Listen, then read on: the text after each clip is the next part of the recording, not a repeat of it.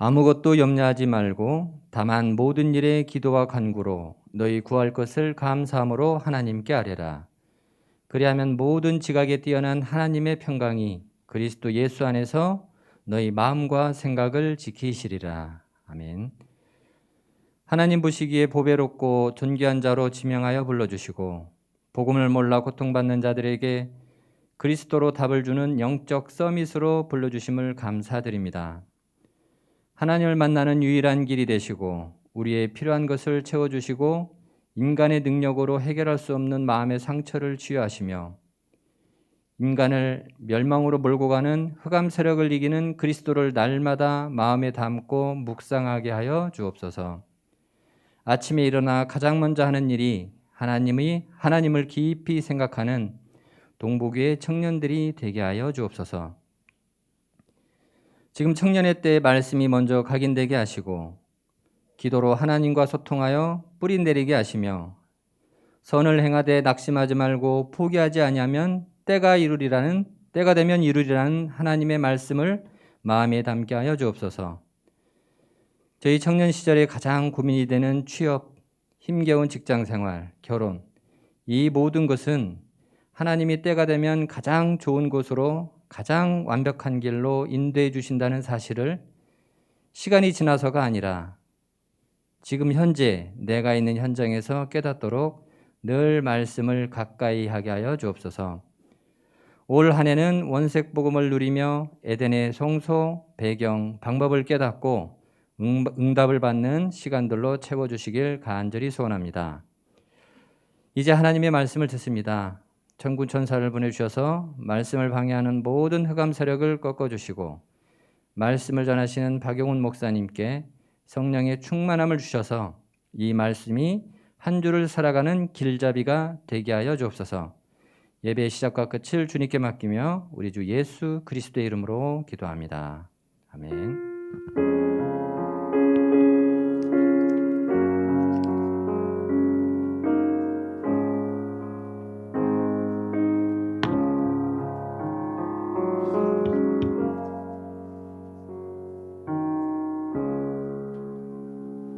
이번 주 성취될 하나님의 말씀은 마태복음 22장 37절에서 40절입니다. 신약 성경 마태복음 22장 37절에서 40절, 제가 가진 성경 신약 38페이지입니다.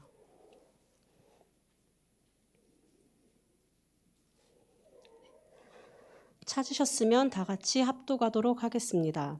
예수께서 이르시되 내 마음을 다하고 목숨을 다하고 뜻을 다하여 주 너의 하나님을 사랑하라 하셨으니 이것이 크고 첫째 되는 계명이요 둘째도 그와 같으니 내 이웃을 내 자신같이 사랑하라 하셨으니 이 두 계명이 온 율법과 선지자의 강령이니라. 아멘. 이 시간 원색 복음을 누리는 청년이라는 제목으로 박영훈 목사님 나오셔서 말씀 선포해 주시겠습니다.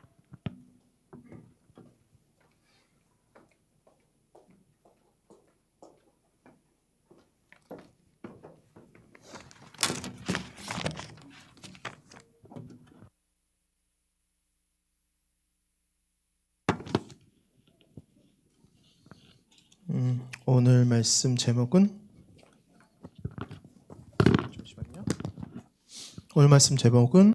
원색 복음을 누리는 청년이라는 말씀을 가지고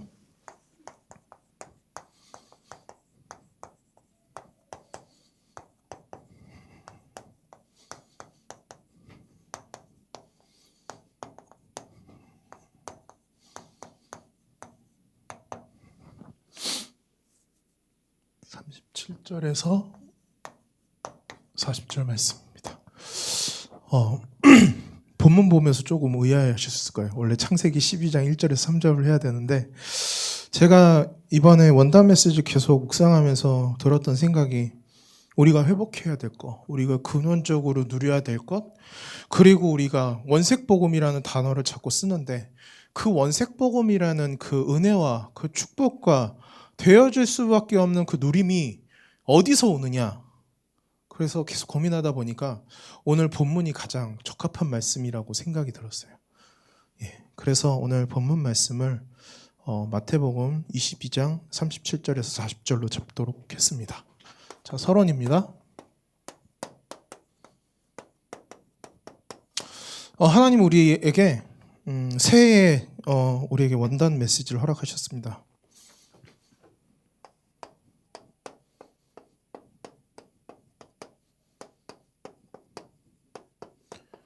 제목이 좀 길어요. 그래서 제가 성소를 회복한 자,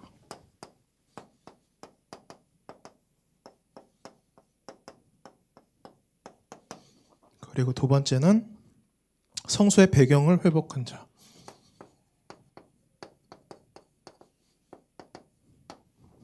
맞나요? 예, 성소의 배경을 회복한 자, 에덴의 성소의 방법을 깨달은 자.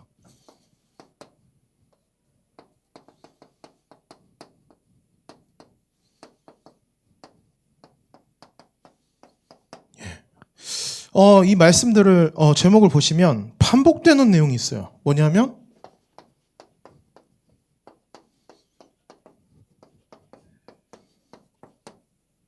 원색 복음의 누림입니다. 목사님께서 계속 이 강조하는 이유가 뭐냐? 원색 복음을 누려야 그 다음 것들이 나와요. 뭐냐? 에덴의 성소를 회복하고 성소의 배경을 회복하고 에덴의 성소의 방법을 깨닫게 되고, 그러니까 결국에는 우리가 원색 복음을 누림을 통해서 나와 내 가정과 내 가문과 내 현장이 바뀐다는 얘기예요. 그래서 우리가 오늘 말씀 가운데 집중할 내용은, 그래서 제목을 원색 복음을 누리는 청년이라고 제목을 잡게 되었습니다. 예. 본론으로 들어가도록 하겠습니다. 그래서 오늘 원색 복음의 누림이 어떤 것인가 좀 간단하게 설명을 드리도록 하겠습니다. 우선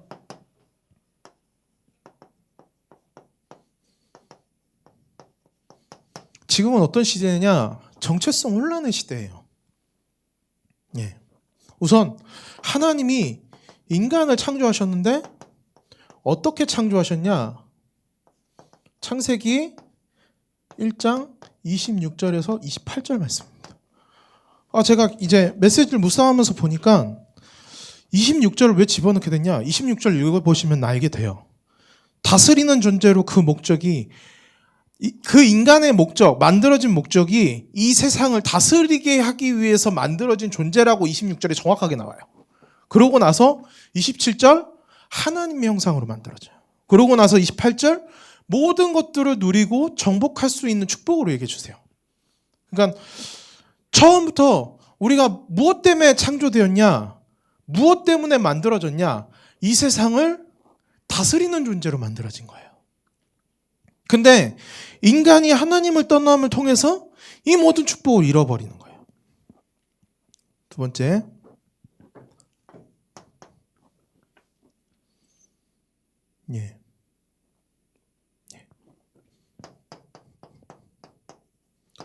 그래서 하나님께서 어떻게 세상을 창조하셨냐? 말씀으로. 그쵸? 말씀으로. 창세기 2장 17절.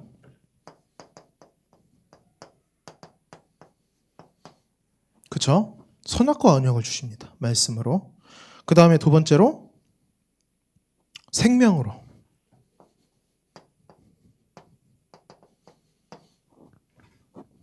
어떻게 창조하시죠? 창세기 2장 7절.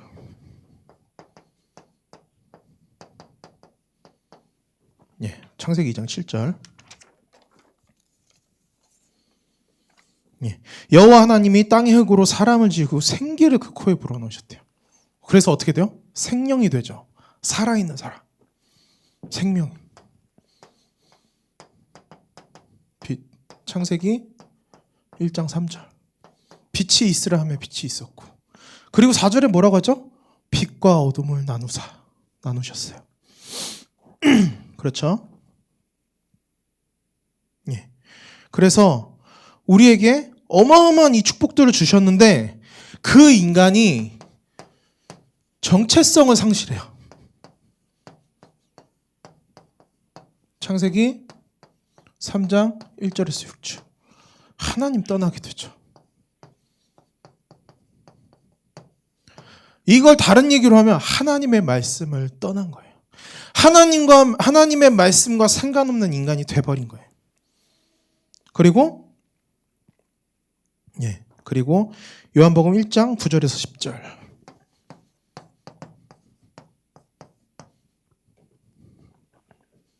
성경에서 뭐라고 하냐? 참빛 곧 세상에 와서 각 사람에게 비추는 빛이 있었나니 그가 세상에 계셨으며 세상은 그로 말미암아 지은 바 되었을 때 세상을 그를 알지 못하였도다. 그렇죠?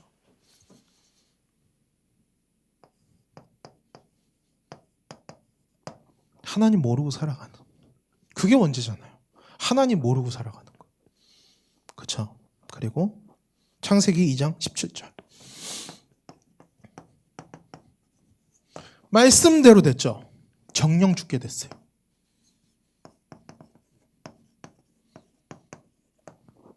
정령 죽음으로. 그렇죠? 완전히 인간이 죽어버렸어요. 생명이 된 인간이 하나님의 영이 떠나가니까, 하나님의 말씀이 떠나가니까 어떻게 해요? 정령 죽는 존재. 뭘 해도 죽는 거예요.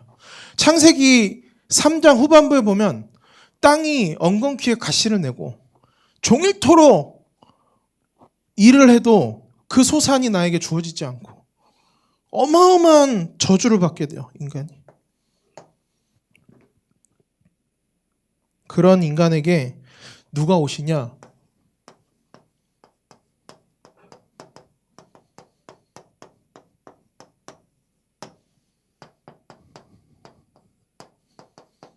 말씀대로, 창세기 3장 15절의 말씀대로 예수 그리스도께서 이 땅에 오십니다. 그래서 어떻게 하시냐? 선지자 일을 하세요. 에스겔서 47장 1절에서 12절. 뭐죠? 마른 뼈가 살아나죠. 아니죠. 강단의 말씀이 흘러나오죠. 강단에서 물이 흘러나와요. 그 물이 뭐예요? 온 지면을 적시고 모든 나무 실과를 열매 맺게 하고 모든 바다를 살리는 어마어마한 말씀 성취가 일어나죠. 그리고 생명. 뭐예요? 제사장. 에스겔서 37장 1절에서 10절. 마른 뼈, 골짜기에 마른 뼈가 있는데 하나님의 말씀을 대언합니다. 에스겔 선지자가. 그래서 어떻게 되죠? 뼈가 붙고 살이 붙고 힘줄이 붙고 어떻게 해요? 군대가 되죠. 그리고 시편 103편 8절에서 14절. 뭐라고 얘기하시냐? 여호와는 긍휼이 많으시고 지혜로우시며 노하기를 더디하시고 인자함이 풍부하시도다. 자주 경책하지 아니하시며 노를 영원히 품지 아니하시리로다. 우리의 죄를 따라 우리를 처벌하지는 아니하시며 우리의 죄악을 따라 우리에게 그대로 갚지는 아니하셨으니 이는 하늘이 땅에서 높음같이 그를 경외하는 자에게 그의 인자하심이 크심이로다. 동이 서에서 먼 것 같이 우리의 죄가를 우리에게서 멀리 옮기셨으며 아버지가 자식을 긍휼히 여긴 같이 여호와께서는 자기를 경외하는 자를 긍휼히 여기시나니 이는 그가 우리의 체질을 아시며 우리가 단지 먼지뿐임을 기억하심이로다. 우리에게 아무런 힘이 없다는 걸 하나님께서 아시고 누구를 보내서? 그리스도를 보내서 뭐예요? 동에서 서가 먼 것 같이 우리의 죄를 기억하지 아니하시고 끝까지 기다려주시고 끝까지 함께 하시고 끝까지 인내하시는 제사장의 축복. 원래는 죽어야 되잖아요. 그렇죠? 로마서 3장 25절.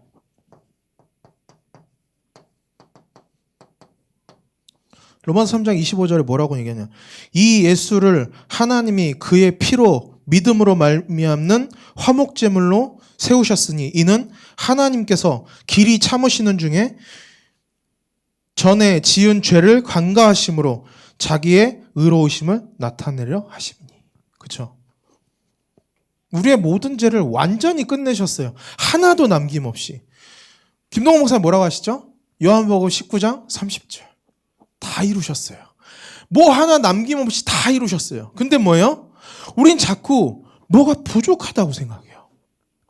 우리에게 완전하신 그 그리스도가 모든 문제를 해결하셨는데 우리는 아직도 세상의 것, 아직도 나의 것, 아직도 나에게 필요한 것들을 붙잡고 살아가니까 자꾸 뭐예요? 하나님의 것들이 안 보이는 거예요. 하나님이 이미 우리에게 주신 것들이 자꾸 잃어버리는 거예요. 우리의 신분과 권세가 이미 이 세상의 그 어떤 피조물과 견줄 수 없을 만큼 어마어마한 축복을 우리에게 주셨는데 우리는 이 축복을 다 까먹어버리고 세상의 것, 잘 살게 해주세요. 사업 잘 되게 해주세요. 돈 많이 벌게 해주세요. 좋은 남자 만나게 해주세요. 좋은 여자 만나게 해주세요. 우리가 원하는 것들이 하나님과 아무런 연관이 없어요. 그렇잖아요. 성경에 보면 먼저 그의 나라와 그의 의를 구하라라고 얘기하는데 먼저 내가 원하는 것들과 내가 하고 싶은 것들을 하나님께 걸고 어떻게 해요? 하나님 이거 주시면 내가 예배 똑바로 드릴게요. 하나님 내가 이거 주시면 헌금 많이 낼게요. 주와 부가 바뀌었어요. 하나님 내가 하나님 전에 나와서 예배드리게 하심을 감사합니다. 그 감사한 마음으로 하나님 앞에 헌신합니다. 이게 정상인 거잖아요. 근데 이게 바뀌었어요. 어느 순간부터. 하나님 나 뭐 주시면 뭐 하겠습니다. 하나님 나에게 뭐 주시면 뭐를 열심히 하겠습니다. 하나님 나에게 힘 주시면 헌신하겠습니다. 힘 안 주시면 헌신 안 할 겁니까? 우리에게 이미 어마어마한 축복이 와 있는데? 근데 우린 자꾸 이걸 반대로 엮어요. 나에게 뭐 해주시면, 나에게 뭐가 있으면, 나에게 뭐가 되면 그때 하나님 앞에 크게 뭐 한턱 쏘는 것처럼 하나님 로또 당첨되면 제가 10억 드리겠습니다. 하나님 그 응답을 왜 들어주셔야 되죠? 그렇잖아요.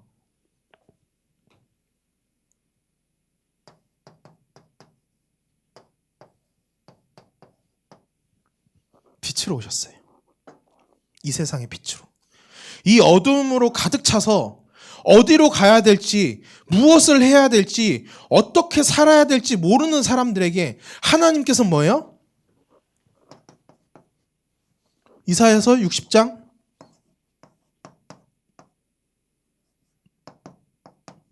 일어나 빛을 발하라. 때가 됐어요. 일어나 빛을 발할 때. 우리 목사님 원색 복음을 회복해서 어디로 가라고요? 현장으로 가라고요. 빛을 발할 때가 됐어요. 근데 우리 빛을 발해야 되는 정체성과 그 확립을 가지고 있어야 될 우리 청년이 자꾸 기브 앤 테이크 하고 있어요. 하나님 앞에. 우리는 기브 앤 테이크 할 수 있는 사람이 아니에요.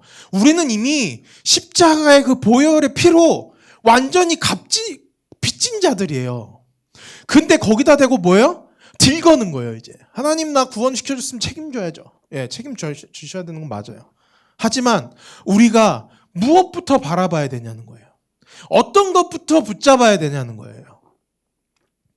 세상의 것들로 여러분들의 정체성을 내세우는 게 아니고 하나님의 것들로 여러분의 정체성을 내세워야 되는 거예요.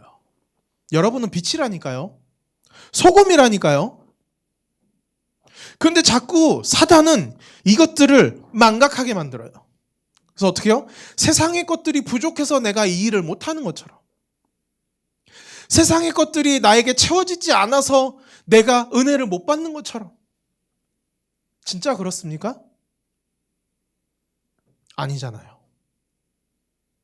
우리는 우리의 욕심을 따라 살아가고 있잖아요. 지금도. 하나님 나 무엇이 필요합니다. 무엇을 채워주세요. 오늘 예배 나왔잖아요. 기도하고 있잖아요.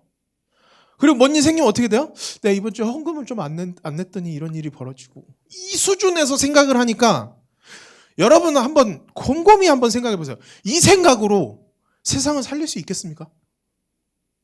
내가 있는 현장을 바꿀 수 있겠습니까? 우리 점검해 봐야 돼요. 올 한 해 김동호 목사님 왜 원색복음 누린가 회복 이 부분을 얘기하셨냐? 이것들을 한번 점검해 보고 이제 올바로 가라는 거예요. 세상을 바꿀 수 있는 힘 있는 자들로. 그게 영적 서밋이잖아요. 세상을 바꿀 수 있는 원색 복음을 누리는 청년으로. 그래서 어떻게 해요? 나 개인과 내 가정과 내 현장을 진짜로 살릴 수 있을 만한 그 영적인 부분들을 가지고 현장으로 가는 사람들. 그래서 원단 메시지가 이렇게 떨어진 거잖아요, 지금. 그쵸? 근데 우리 생각과 마음과 우리 하는 행동들은 세상을 바꾸는 게 아니고 나 하나를 바꾸기조차도 어려운 수준의 것들을 붙잡고 있어요. 그게 세상 거잖아요. 세상 걸로는 세상 것을 지배할 수가 없어요. 바꿀 수도 없고 그 영적 문제를 해결할 수도 없어요. 그렇잖아요. 여러분들 모두가 그 사실을 알고 있잖아요. 그런데 현장에 가서 뭐 하고 있어요? 세상 거 붙잡고 있잖아요. 성경에서는 일어나서 빛을 발하라고 얘기하는데 우린 빛을 발합니까? 돈을 쫓아갑니까? 우린 빛을 바라봅니까? 세상 것을 바라보고 있습니까? 그렇잖아요. 아까 제가 저기서 하는데 그렇잖아요 이거 하지. 자주 한다고 제가. 예. 근데 사실이잖아요. 이게. 우리는 우리를 정말로 하나님 앞에, 말씀 앞에, 생명 앞에, 빛 앞에 점검해 봐야 돼요. 항상. 그래서 여러분들이 아침마다 말씀 듣고 은혜 받고 하는 시간이 왜 필요하냐? 그것들로 나를 오늘 하는 점검하는 거예요. 그래서 말씀 붙잡고 기도하면서 현장에 나가는 거잖아요. 그러면 뭐예요? 하나님이 하시는 일들이 보여요. 예를 들어 볼까요? 다니엘이 그 인장에 도장이 찍힌 걸 알고 어떻게 해요? 하루에 3번씩 창문을 열고 기도하죠. 왜 했을까요? 개기는 건가요? 왕한테 개기려고? 그게 좋은 거예요. 기도하는 게 내 목숨을 버리는 것보다 좋은 거예요. 말씀이 내 목숨을 버리는 것보다 좋은 거예요. 여러분 적어도 세상을 바꾸고 현장을 바꾸려면 하나님의 말씀이 현장보다 좋아야 되는 거잖아요.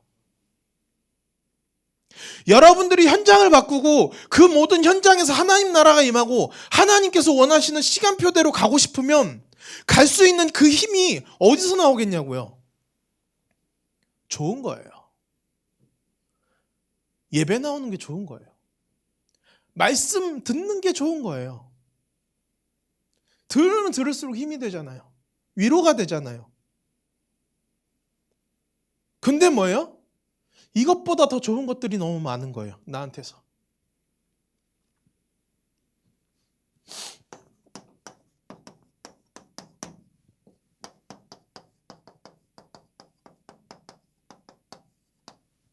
아브라함입니다. 창세기 12장 1절에서 3절.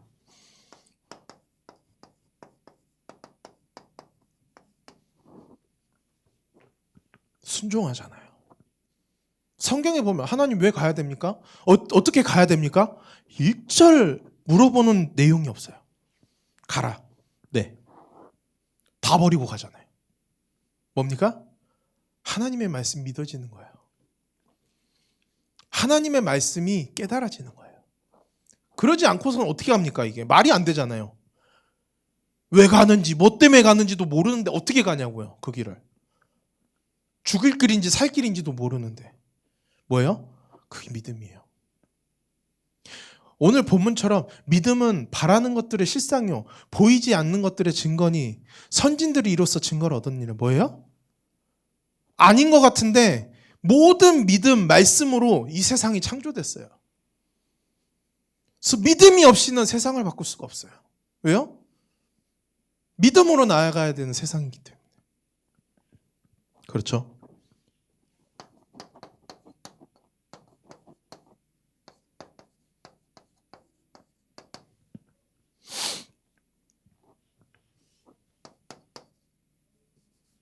(1절에서) (13절이죠) 네.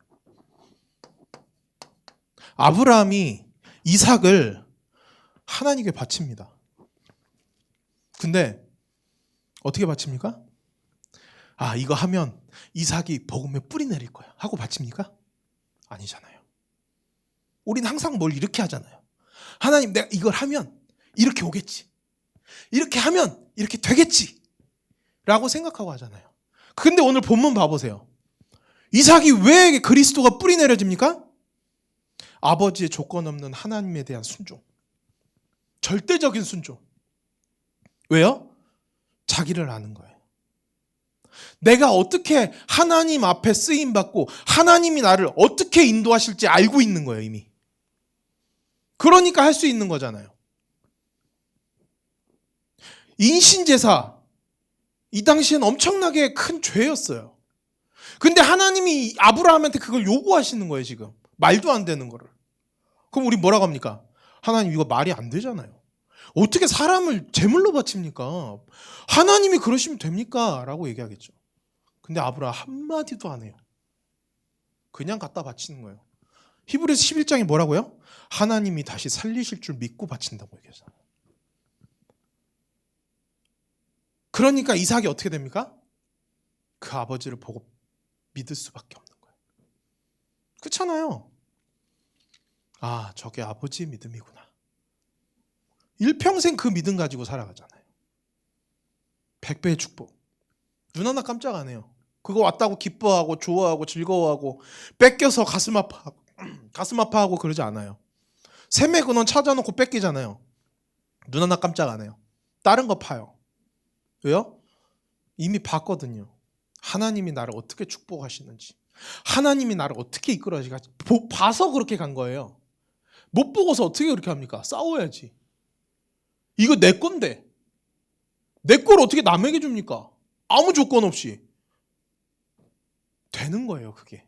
왜요? 하나님 말씀이 맞으니까.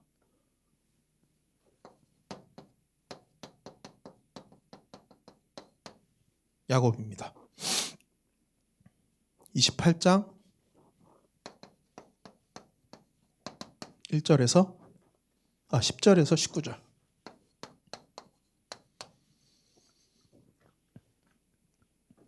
그러니까 보는 거예요. 볼 수밖에 없는 거예요. 야곱의 관심은 하나님의 그 말씀을, 그 은혜를, 그 예배를 어떻게 드려야 될까? 그 고민밖에 없었던 거예요. 그러니까 장자의 권을 그렇게 해서라도 뺏어와야 되는 거예요. 너무 사모하기 때문에. 하나님 축복을 안 하실 수가 없잖아요. 하나님의 말씀을 그렇게 소중하고 귀하게 여기는데 어떻게 보면 자기 생명처럼 여기는 거잖아요. 하나님의 말씀을. 그 말씀을 그렇게 사모하는 야곱에게 아무리 야곱이 인본주의 쓰고 잘못된 길을 간다 한들 하나님께서 저주하시겠습니까?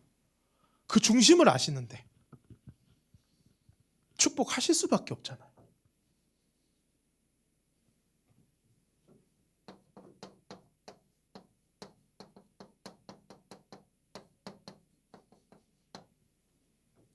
요셉입니다. 37장 5절에서 11절.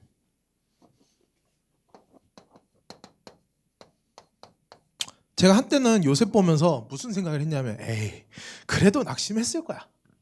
에이, 그래도 낙심했는데 성경에서 안 썼을 거야. 그 생각을 했었어요. 원래는. 제 짧은 견해로.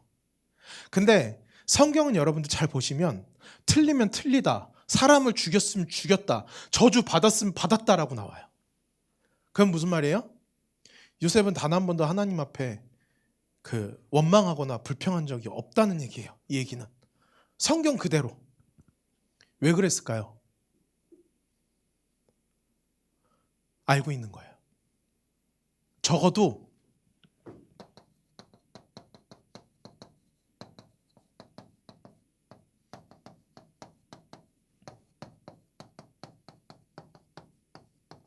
이걸 알고 있었던 거예요. 하나님께서 합력하여 선을 이루실 줄 알고 있었던 거예요. 이미.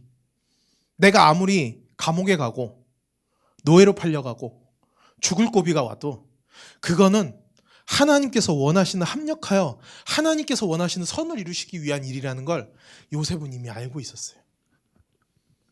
여러분 생각해 보세요. 만약에 여러분들한테 누명을 씌워서 성폭행범이다. 그럼 어떻게 되겠어요? 전 바로 뉴스 나와요. 동부교회 박 누구 목사. 안 그러겠어요? 그럼 제 인생 어떻게 되겠어요? 끝나는 거죠. 근데 뭐예요? 눈 하나 깜짝 안 하잖아요. 왜요?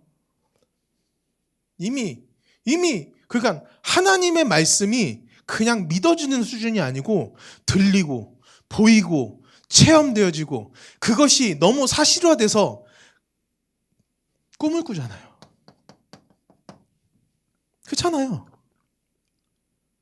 잘 봐보세요. 바로가 꿈을 해석하라고 하는데 요셉이 하나님 앞에 꿈을 해석할 수 있도록 은혜 주십시오 얘기합니까? 안 해요. 바로한테 대고 뭐라고 해요? 하나님이 알게 하실 거라고, 걱정하지 마시라고. 그러고 돌아가잖아요. 그 당시에 그렇게 해서 안 되면 어떻게 될까요? 죽어요. 그렇잖아요. 눈 하나 깜짝 안 해요. 왜요? 하나님이 하실 거라는 건 이미 알고 있어요. 보고 가요. 눈앞에 선하게 보이는 거예요, 그게. 우리가 세상을 바꿀 거다. 우리가 뭐 현장을 바꿀 거다. 그럼 우리 어떤 복음 안으로 들어가야 될까요? 여러분 눈앞에 선하게 보일 만큼의 그 엄청난 복음, 사실적인 복음, 현장을 바꿀 수밖에 없는 그 복음을 체험하는 한 해가 되어야 되지 않겠습니까? 그게 원색적인 복음 아니에요? 적어도 나의 모든 문제 가운데, 나의 모든 어려움 가운데, 나의 모든 삶 가운데서 합력하여 선을 이루실 그 인생과 그 삶을 살게 하실 거라는 그 믿음은 가지고 가야 현장이 바뀔 거 아닙니까? 우리 청년이. 여러분들 뭘 준비하고 있어요? 취업? 뭐? 아니요. 여러분들이 준비해야 될 건 이거예요. 그렇잖아요. 결론입니다. 예. 오늘 길게 했나요? 결론. 신명기 6장 4절에서 9절. 구약의 말씀이죠. 근데 어떻게 해요? 신약에서 그 말씀이 성취돼요. 무슨 말이냐? 말씀은 그냥 주어지고 끝나는 게 아니에요. 그대로 성취되어지는 거예요. 근데 우리는 말씀을 기억만 하고 되새기기만 하지 그것들이 성취되어지는 걸 자꾸 놓쳐요. 그것들이 사실적으로 나한테 체험되어져야 되잖아요. 오늘 말씀처럼 내 목숨을 다하고 힘을 다하고 뜻을 다하고 싶을 정도로 그리스도의 사랑이 체험되어져야 되는 거잖아요. 제가 결론적으로 봤을 때 세상을 바꿀 수 있는 힘은 내가 세상보다 하나님을 더 사랑하면 돼요. 내가 세상보다 예수 그리스도를 사랑하면 돼요. 내가 세상보다 예수 그리스도를 믿으면 돼요. 내가 세상보다 하나님의 말씀을 사모하면 돼요. 그러면 세상이 바뀌어요. 근데 우리는 말씀보다 세상이 먼저잖아요. 말씀보다 나에게 필요한 것들이 먼저잖아요. 그걸로는 세상을 바꿀 수가 없는 거예요. 세상에서도 얘기하잖아요. 열심히 하는 사람보다 그것을 좋아하는 사람을 이길 수는 없다고. 근데 우린 복음 가진 사람들이잖아요.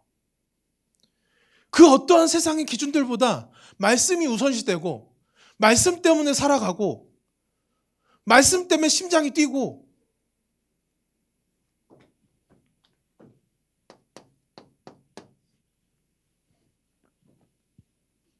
단을 쌓았다고 얘기하죠. 예배잖아요. 근데 하나님께서 단을 쌓아라 그래서 단을 쌓습니까? 아니요. 감사함으로 단을 쌓아요. 자기네들이 돌 하나하나 차곡차곡 쌓아서 비둘기 가져다가 각 뜨고 그거를 기쁨으로 하는 거예요. 근데 뭐예요? 그게 모든 것들을 회복시키는 거예요. 그게 모든 근본을 살리는 거예요. 여러분, 기쁜 마음으로 감사한 마음으로 예배 나오시기 바랍니다. 시간 돼서 엄마가 가라니까 안 가면 좀 이상하니까 나오는 그런 예배 말고요. 그 예배로는 세상을 바꿀 수가 없다고요. 너무 감사하고 감격하고 한 주간 동안 하나님이 나를 인도하시는 그게 너무 감사하고 고마워서 나올 수밖에 없었던 예배, 드릴 수밖에 없었던 헌금, 하나님께 바칠 수밖에 없었던 헌신, 그것들이 쌓여서 현장을 바꾸는 거잖아요. 그것들이 세상을 바꾸는 거잖아요. 그것을 회복하는 게 원색복음의 누림과 회복인 거잖아요. 그렇지 않겠습니까? 하나님, 모든 세상이, 모든 사람이 날 저주하고 버려도 저는 하나님을 바라보겠습니다. 그 사람을 누가 이깁니까? 죽겠다는데. 하나님 말씀 따르지 않으면 죽겠다는 그 사람을 누가 이기냐고요? 세상이 이기겠습니까? 그게 히브리서 11장 오늘 김동호 목사님이 하신 강단 메시지잖아요. 죽으면 죽는 거예요. 그냥 기쁨으로, 감사함으로, 웃으면서, 찬송 부르면서. 그러니까 세상 사람들이 이해할 수 없는 거죠. 쟤는 죽으면서도 웃네. 덜덜 떠는 거죠. 와, 진짜 무섭다 라고 느끼는 거죠. 로마 사람들이. 한 주간 여러분들이, 그리고 한 해 동안 여러분들이 무엇을 회복해야 될까요? 그 부분들을 오늘 말씀 가운데서 이렇게 좀 되새겨보면서 한 주간 또 최고의 하나님의 말씀 속으로, 그 사랑 속으로, 그 그리스도 안에서 한 주간 승리하시는 귀한 청년 되시길 축원드립니다. 기도하고 마치도록 하겠습니다. 하나님 아버지, 은혜를 감사를 드립니다. 하나님을 믿고 하나님을 사랑하고 하나님을 의지할 수 있는 귀한 청년이 될 수 있도록 인도하심을 너무나도 감사드립니다. 이 말씀을 가지고 한 주간 동안 현장에 갔을 때 하나님의 말씀이 그대로 믿어지고 사실적으로 깨달아지며 그 말씀을 사모할 수 있는 귀한 청년들이 될 수 있도록 이 시간 축복하시고 인도하여 주옵소서. 감사를 드리며 살아계신 우리 주 예수 그리스도의 이름으로 기도드립니다. 아멘.